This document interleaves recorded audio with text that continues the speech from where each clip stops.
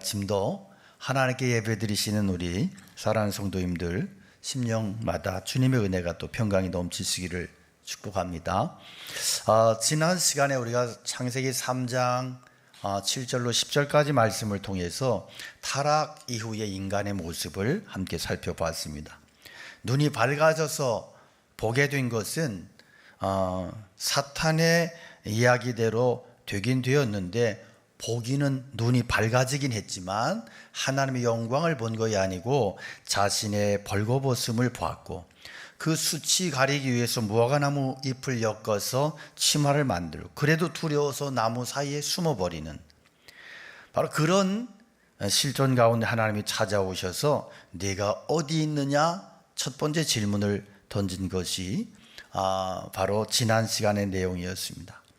이 하나님의 질문은 심판을 추궁하는 것이 아니라 잃어버린 자녀를 찾아 쓰는 하나님의 음성 부르심이었습니다. 그런데 여러분, 오늘 본문은 그 다음의 장면인데, 하나님의 부르심을 들은 인간이 어떻게 응답을 했느냐, 그리고 그 응답에 대해서 하나님께서 어떻게 반응하셨느냐, 이게 오늘 본문의 핵심입니다. 결론부터 말하면 인간의 응답은 회개가 아니었다 하는 거예요. 오히려 책임 전가였다 하는 겁니다. 아담은 여자를 탓하고 여자는 뱀을 탓합니다. 결국은 둘 다 자신들의 죄를 인정하지 않았어요. 그러면 하나님은 어떻게 하셨느냐? 심판하셨습니다. 뱀에게, 여자에게, 그리고 아담에게 차례차례로 심판을 선언하셨습니다. 그런 놀라운 사실이 있습니다. 그 심판 가운데 복음이 심겨져 있다는 것입니다. 그것도 회개하지 않은 인간에게 말입니다. 이게 오늘 본문의 가장 위대한 메시지입니다. 인간이 회개하지 않아도, 인간의 책임을 전가해도 하나님은 약속을 주십니다. 이것이 은혜이고 이것이 복음입니다. 오늘 본문을 대략 세 가지로 살펴보기 원하는데, 첫째는 죄의 본질이 뭔지, 그리고 두 번째 그 죄 한가운데 임한 복음이 뭔지, 세 번째는 죄의 결과를 안고 살아가는 우리들의 자세는 뭔지 살펴보기 원합니다. 첫째는 죄의 본질에 대한 겁니다. 책임 전가의 죄입니다. 11절의 말씀을 함께 읽습니다. 이르시되 누가 너의 벗었음을 내게 알렸느냐? 내가 너더러 먹지 말라 명한 그 나무 열매를 네가 먹었느냐? 아멘. 이 무슨 얘기예요? 하나님께서 아담을 추궁하셔요. 근데 이 추궁은 사실 회개의 기회였습니다. 하나님이 몰라서 물으시는 게 아니잖아요. 하나님 다 아셔요. 그런데 왜 물으셔요? 아담 스스로가 하나님, 잘못했어요. 제가 죄를 지었습니다. 고백할 기회를 주시는 거예요. 그러니까 회개의 문을 열어주시는 겁니다. 그런데 아담이 어떻게 응답해요? 12절의 말씀을 봅니다. 아담이 이르되 하나님이 주셔서 나와 함께 있게 하신 그가 그 나무 열매를 내게 주므로 내가 먹었나이다. 네, 무슨 얘기예요? 자기 먹은 것은 인정해요. 그런데 이게 자기의 책임이 아니라는 거야.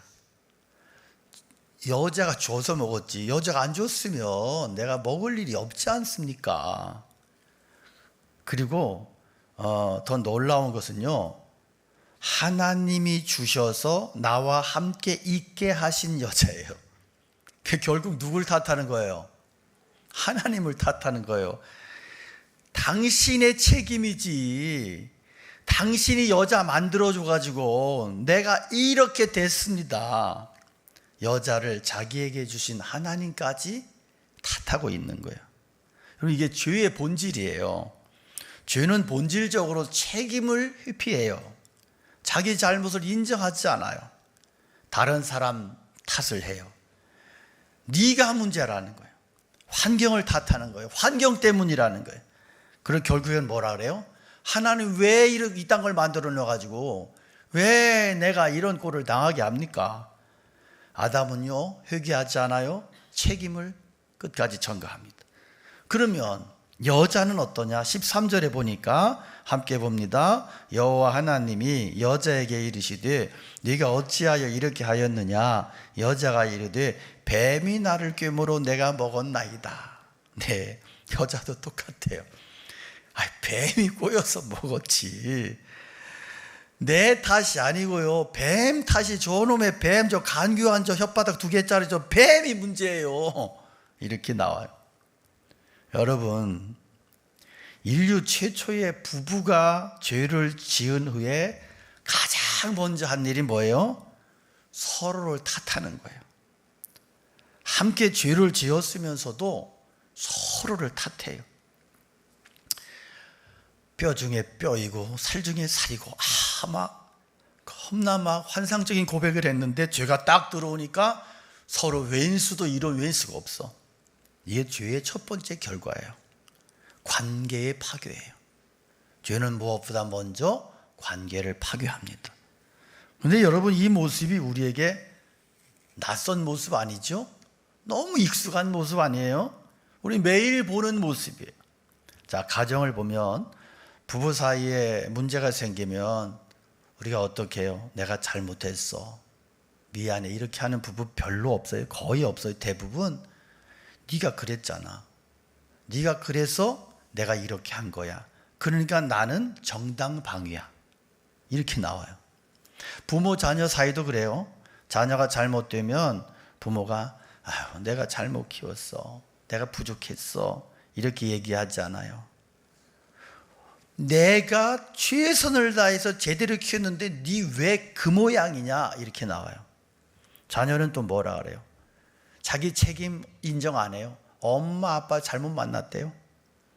결국 가정 안에서도 아무도 책임을 지지 않아. 모두 피해자야. 다 남 탓을 해요. 이게 가정의 비극이에요. 교회는 어떠냐? 교회 안에서 갈등이 생기면 어떻게 돼요? 교회 안에 갈등이 생기면 주님, 제가 잘못했어요, 회개하는 사람 아무도 없어요. 다 저놈의 목사 때문에, 저놈의 장로 때문에, 저 권사 때문에 문제야. 다 남 탓합니다. 자기 책임 없어요. 심지어 신앙이 자라지 않는 것도 누구 탓이래요? 이놈의 교회는 은혜가 없대요. 설교가 마음에 안 든대요. 이 교회는 왜 이렇게 신자들이 너무너무 차갑대요, 냉랭하대요. 자기가 제일 차가우면서, 그러면서 결국 교회를 떠나. 자기 신앙의 책임을 자기가 지지 않으려고 그래요. 여러분, 이게 한국교회의 모습이에요. 국가는 어때요? 우리가 전 정치적인 상황을 봐요.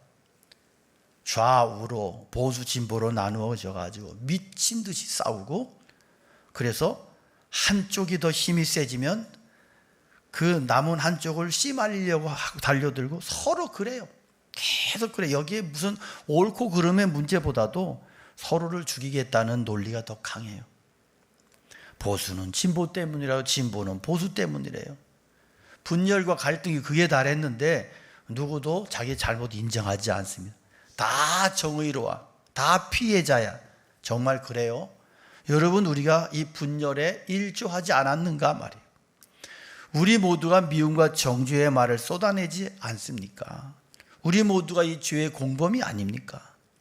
그러나 누구도 인정하지 않아. 이게 우리나라의 영적인 현주소예요. 우리 신앙인들은 그럼 달라요? 우린 달라요? 똑같아요. 우리도 신앙의 문제가 생기면 환경 탓합니다. 시간이 없었어, 일이 바빴어, 가족이 협조 안 해줘서, 분위기가 안 만들어져요. 결국 자기가 신앙의 주체로 서지를 않아요. 다 외부의 탓이야. 그러다 보니까 신앙이 20년, 30년, 40년 신앙생활에도 신앙이 성장이 안 됩니다.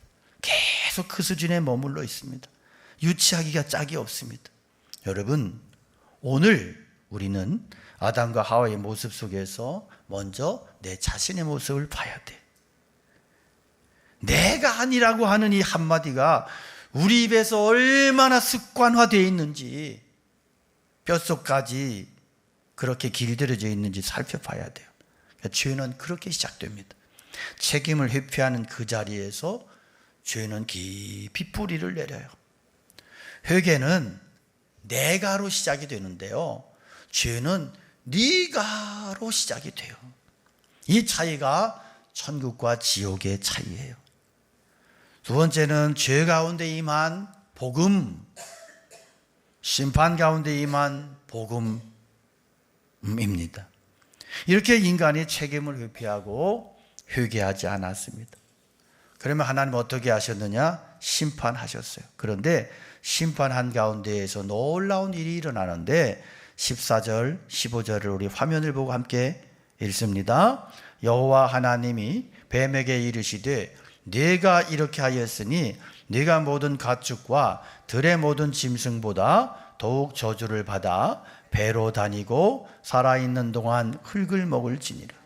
내가 너로 여자와 원수가 되게 하고 네 후손도 여자의 후손과 원수가 되게 하리니 여자의 후손은 내 머리를 상하게 할 것이요 너는 그의 발꿈치를 상하게 할 것이니라. 아멘.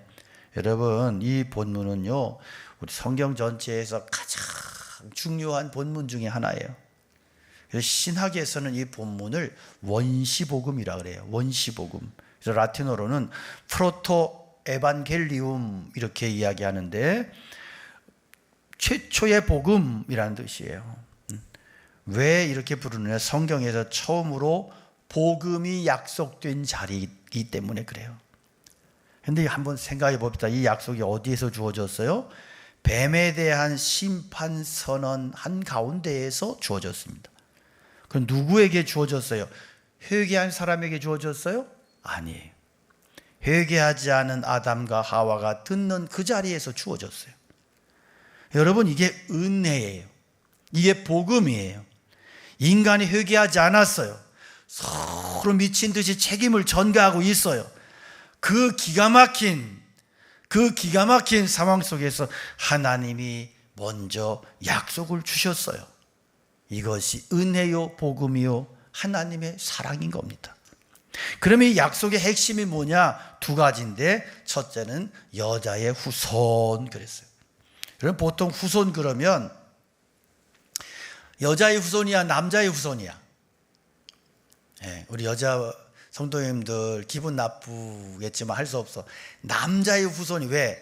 남자에게 씨가 있잖아, 씨. 여자는 씨가 없어. 그래서 남자의 후손이야 다.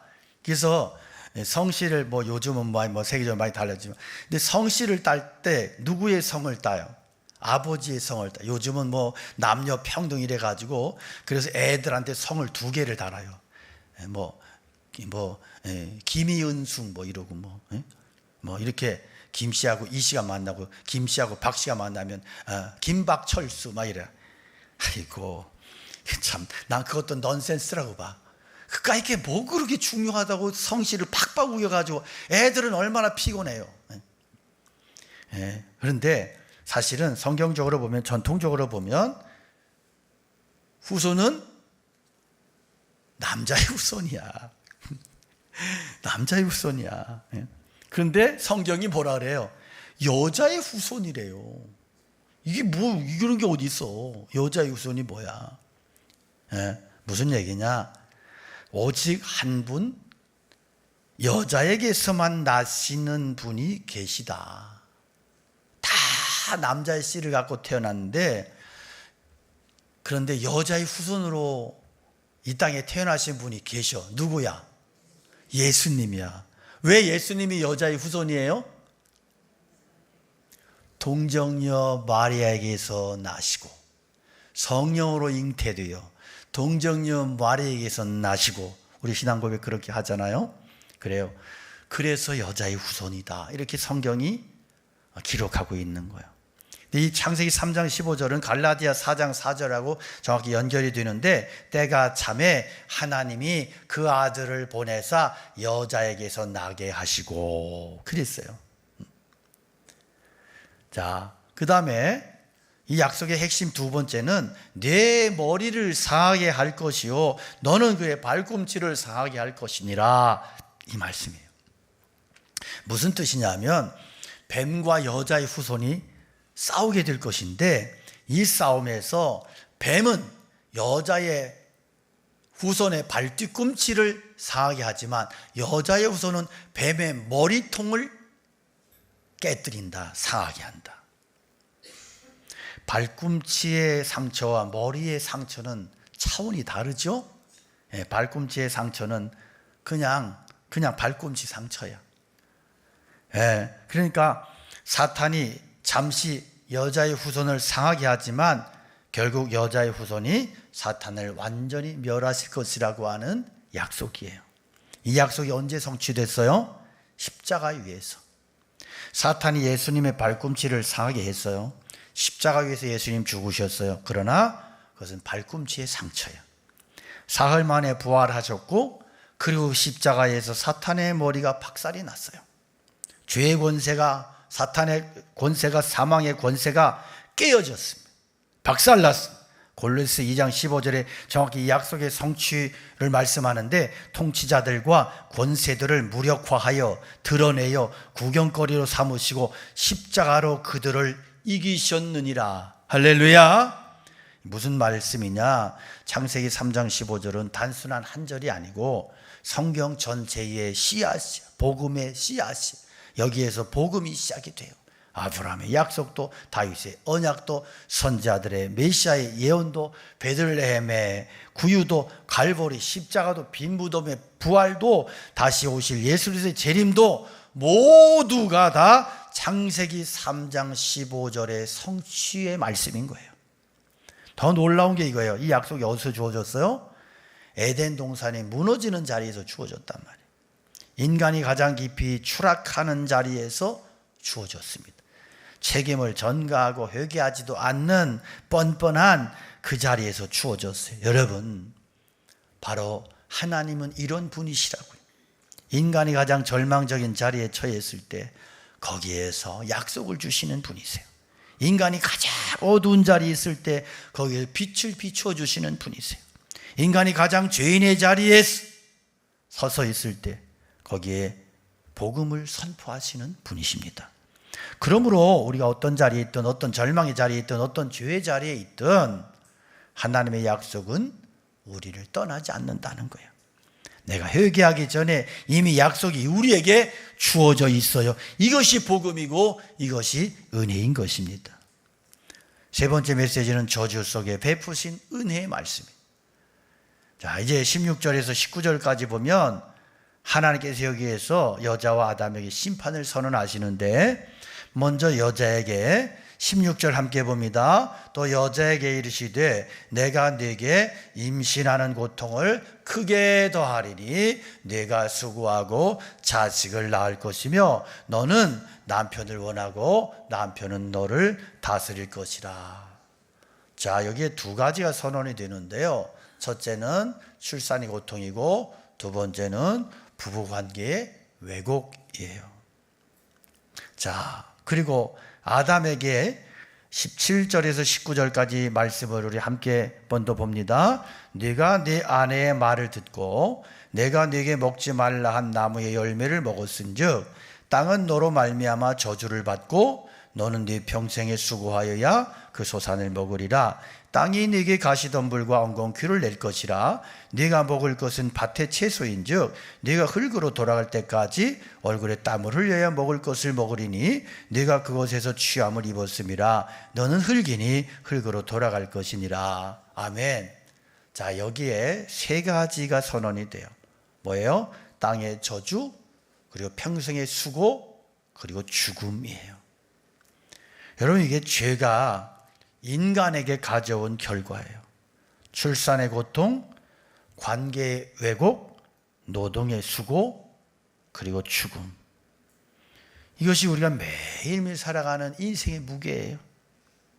우리가 왜 이렇게 힘들게 살아가느냐? 죄 때문에. 왜 이렇게 관계 속에서 상처받느냐? 죄 때문에. 왜 죽어야 하느냐? 죄 때문에. 그런데요, 우리가 여기서 놓치지 말아야 될 게 있어요. 이 심판이 그럼 단순히 저주로 끝나느냐? 저주만이냐? 아니다. 저주만이 아니다.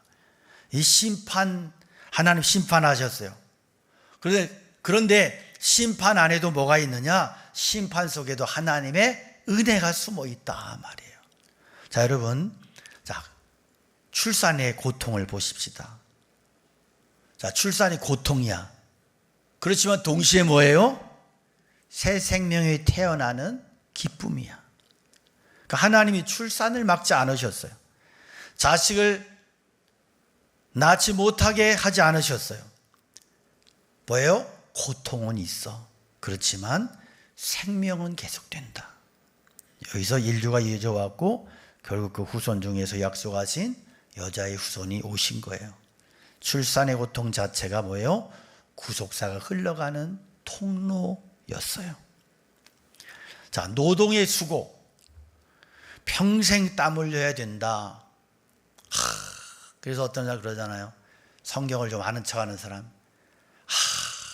인류가 범죄하지 않았으면 내가 이렇게 땀 안 흘려도 먹고 살 텐데. 그래요. 땀을 흘린다고 하는 것이 이게 굉장히 고통스럽고 수고로운 것은 맞는데, 그런데 이 수고가 뭘 막느냐? 게으름과 방종을, 방탕을 막아요. 여러분, 만일 죄 지은 인간이 죄를 지었어. 그런데 하나님께서 다 허락했다 그러면 어떻게 됐을까? 어떻게 돼요? 더 무서운, 더 깊은 타락에 빠져버려. 그러니까 노동의 수고는 고통스럽지만 인간을 정화하는 도구이기도 한 거예요. 그래서 저주 속에 은혜가 함께 녹아 있단 말이에요. 시편 90편 17절에 모세가 기도해요. 우리의 손으로 행한 일을 우리에게 견고하게 하소서 그랬어요. 수고하는 손이 견고해지기를 기도해요. 노동은 단순히 저주만이 아니. 그다음에 죽음을 봐요. 너는 흙이니 흙으로 돌아갈 것이다. 무서운 선언이에요. 그런데 한번 생각해 봅시다.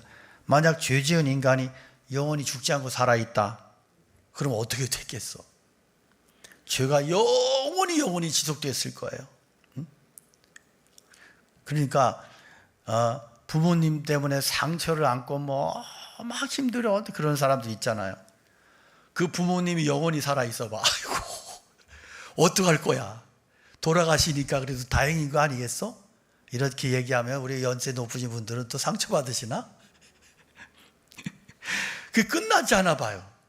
그럼 어떻게? 영원히 계속된다. 끔찍하잖아. 그래서 하나님이 죽음을 두셨어. 죄의 결과로 죽음을 두셨지만 동시에 그 죽음이 죄가 영원히 지속되는 것을 막는 자비의 장치, 은혜의 장치이기도 한 거야. 죽으면 끝나니까. 더 나아가서 죽음 때문에 우리가 그리스도의 죽음으로 다시 살아날 길이 열렸어요. 죽음 없이 부활도 없어요. 죽음이 있기에 여자의 후손이 십자가에서 죽으심으로 우리를 다시 살리실 수 있었어요. 그러므로 성도 여러분, 우리가 살아가는 인생의 무게는 그냥 단순히 저주가 아니야. 거기에 뭐가 숨어 있어? 은혜가 숨어 있어. 우리가 부부관계에서 부딪히는 것도, 자식 키우면서 고통당하는 것도, 일터에서 땀 흘리는 것도, 마지막에 죽음을 맞이하는 것도, 이 모든 무게 속에 하나님의 손길이 함께 있는 거예요. 이것이 신앙의 눈이에요. 신앙은 우리 인생의 무게를 다른 시선으로 보게 만들어요. 단순한 저주가 아니라 그 안에서 일하시는 하나님을 보게 해요. 그래서 신자는 고통 속에서도 절망하지 않습니다. 수고 속에서도 깊은 의미를, 섭리를 발견해냅니다. 죽음 앞에서도 소망을 가집니다. 왜? 여자의 후손이 이 모든 것을 이기고 승리하셨기 때문입니다. 그분 안에서 우리도 이길 줄로 믿습니다. 여러분, 오늘 우린 창세기 3장 11절에서 19절까지의 말씀을 통해서 세 가지를 함께 봤어요. 첫째로 죄의 본질은 책임 전가다 하는 거예요. 아담은 여자와 하나님을 탓했고 여자는 뱀을 탓하고, 그리고 그 모습이 오늘 우리들의 모습이다. 우리 가정에서, 교회에서, 우리 사회에서, 우리 신앙에서 우리는 끊임없이 자꾸 내가 아니래, 내가 해놓고도 내가 아니래. 그러나 죄는요, 내가라는 한마디가 입에서 나오지 않는 그 자리에서 점점 뿌리를 내리고 깊어지는 거예요. 그래서 빨리 내가를 고백해야 돼. 빨리 내가. 두 번째는, 그러나 이 책임 전가의 자리, 이 회개 없는 자리 한가운데 하나님께서 약속을 주셨다는 놀라운 메시지예요. 여자의 후손이 내 머리를 상하게 할 것이다. 이것이 원시복음이에요. 성경 전체의 씨앗이에요. 인간이 회개하기도 전에 하나님이 먼저 복음을 선포하신 거예요. 이거의 은혜예요. 그리고 이 약속은 갈보리 십자가에서 완전히 성취가 됐습니다. 사탄의 머리가 거기서 박살이 났습니다. 죄와 사망의 권세가 거기서 깨어졌습니다. 우리에게 구원의 은혜가 강물처럼 임했습니다. 세 번째로, 우리는 죄의 결과를 안고 살아가는 존재다. 출산의 고통, 관계의 왜곡, 노동의 수고, 결국은 죽음. 그러나 여러분, 이 모든 무게 속에 놀라운 하나님의 손길이 있다는 사실이에요. 단순한 저주가 아니라 그 속에 은혜가 숨어 있어. 신앙의 눈으로 보면 그 무게가 하나님께서 우리를 빚어가시는 도구가 되더라 하는 거예요. 여러분, 오늘 어디에 서 계세요? 아직도 내가 아니라고 그렇게 고집을 쓰고 변명하고 그렇게 말하고 있지 않습니까? 아직도 누구 탓하고 있습니까? 가정에서, 교회에서, 사회에서, 우리 신앙 안에서 내가 책임지지 않는 자리가 있다면 오늘 그 자리를 정직하게 보아야 됩니다. 그리고 내가 잘못했습니다. 내가 죄인입니다. 내가 문제입니다. 고백해야 됩니다. 회개는 내가로 시작이 됩니다. 그러나 동시에 우리 회개하기도 전에 이미 우리를 위해서 약속이 주어졌다는 사실을 기억하시기 바랍니다. 여자의 후손 예수 그리스도, 그분께서 저와 여러분의 죄를 위해 십자가에 죽으셨고 사탄의 머리를 깨뜨리셨습니다. 그러므로 우리는 절망할 필요가 없다 하는 거예요.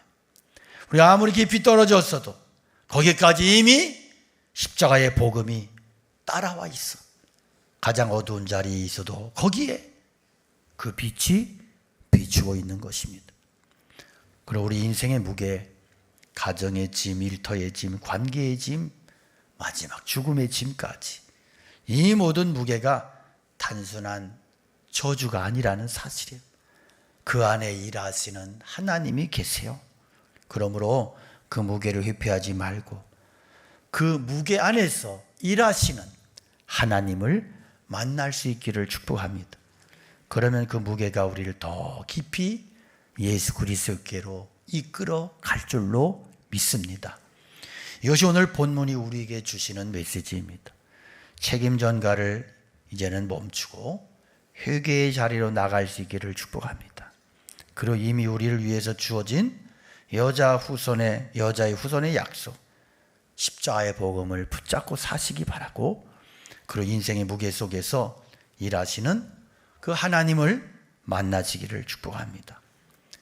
이 은혜가 오늘 우리 모두에게 충만히 임하기를 주님의 이름으로 축원합니다. 우리 함께 말씀 기억하면서 찬양 올려드리겠습니다.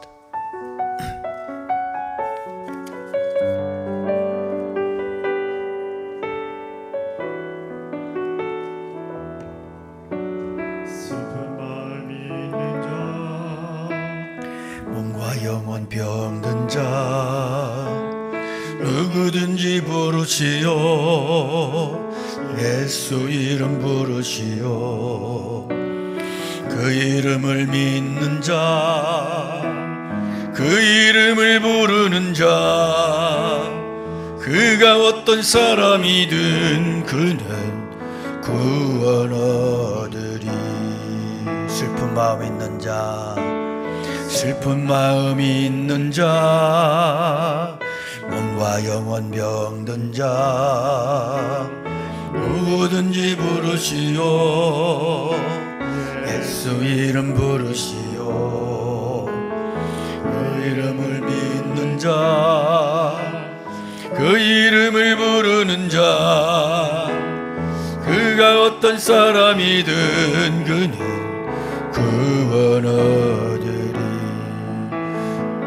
예수 예수 예수 오 능력의 그 이름 예수 나 외쳐 부르네. 예수 예수 오 구원의 그 이름 예수 나 외쳐 부르네. 예수 그리스도 은과 금 내게 없으나 나 가진 건 너에게 주니 이름 예수라. 그 이름을 두시오. 그 이름을 믿는 자,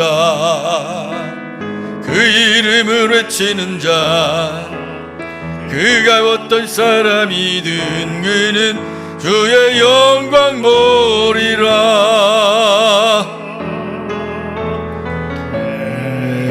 예수 예수 오 능력의 그 이름 예수 나 외쳐 부르네. 예수 예수 너는 원의 그 이름 예수 나 외쳐 부르네. 예수 그리스도 우리에게 주신 영광의 이름, 우리에게 주신 우리 손을 들어 고백합니다. 어찌 잠잠하리 세상에 크게 외쳐 부르리. 나의 주 예수 우리에게 주신 영광의 이름, 우리에게 주신 영광의 이름. 나 어찌 잠잠하리 세상에 크게 외쳐 부르리. 나의 주 예수 그리스도 예수 예수 예수 오 능력의 그 이름 예수 나 외쳐 부르네. 예수 예수 예수 오 구원의 그 이름 예수 나 외쳐 부르네. 예수 그리스도. 우리 오늘 말씀을 기억하며 자격 없는 우리에게 구원을 주신 그 구원의 주님을 이 시간 고백하며 오늘 우리들의 믿음이 온전한 믿음 되기 원합니다. 참된 회개가 있게 하시고 구원의 약속의 말씀 붙잡고 그리고 이 땅을 살아갈 때 우리의 삶이 죄의 결과로 인해 피곤하지만 그러나 그 속에서 우리를 은혜로 이끄시며 깨닫게 하시고 섭리하시는 하나님의 역사를 기억하며 믿음의 승리를 살아갈 수 있도록 말씀을 붙잡고 주님의 이름 간절히 여러분 기도합니다. 주여 아버지 하나님 감사합니다. 오늘도 우리에게 말씀을 주시고 우리에게 아버지 하나님 말씀을 통하여 우리 연약한 신앙을 우리의 부족한 모습을 깨닫게 하시고 보게 하시니 감사합니다. 아버지 하나님 오늘도 아버지 저희들에게 주신 말씀을 붙잡고 세상을 살아갈 때 그 말씀이 세상을 이기는 능력의 말씀이 되게 하시고 세상 속에서 죄를 이기는 말씀 되게 하시고 정직하게 회개하며 주님의 은혜를 붙잡고 십자가의 은혜를 붙잡고 끝까지 믿음의 승리를 살아가는 하나님의 거룩한 종들로 저희들을 축복하여 주시옵소서. 날마다 아버지 하나님의 은혜가 차고 넘쳐서 세상을 살아갈 때 정말로 참된 믿음을 가지고 참된 복음을 선포하며 아버지 하나님의 백성으로 그래서 세상의 고통스러운 삶을 살지만 그 고통 속에 역사하시는 하나님의 섭리와 손길을 날마다 고백하며 살아가는 하나님의 거룩한 종들로 저희를 세워 주시옵소서. 하나님 아버지, 오늘 창세기 3장의 말씀을 통하여 주의 본질이 책임 전가임을 깨닫게 하시니 감사합니다. 하나님, 아담과 하와의 모습이 곧 저희들의 모습임을 고백합니다. 가정에서, 교회에서, 사회에서, 그리고 신앙의 자리에서 끊임없이 내가 아니라고 그렇게 끝까지 책임을 전가하며 살아온 저희들의 죄의 습성에 체질화되고 습관화되어 있는 길들여진 저희들의 모습을 보게 하시고 주님, 그런 모습을 용서하여 주시옵소서. 그래서 참된 회개의 자리로, 그 용기 있는 자리로 저희들을 이끌어내어 주셔서 저희 인생이 참된 변화를 경험하고 참된 하나님의 역사를, 용서와 구원으로 이끄시는 하나님의 역사를 경험하게 하여 주시옵소서. 하나님, 그러나 회개하지 못한 저에게도 먼저 약속을 주시고 그렇게 하나님 은혜로 축복하신 하나님 감사합니다. 에덴의 가장 어두운 자리에서 여자의 후손의 약속 주시고 그 약속이 갈보리 십자가에서 완전히 성취되었음을 믿고 감사를 드립니다.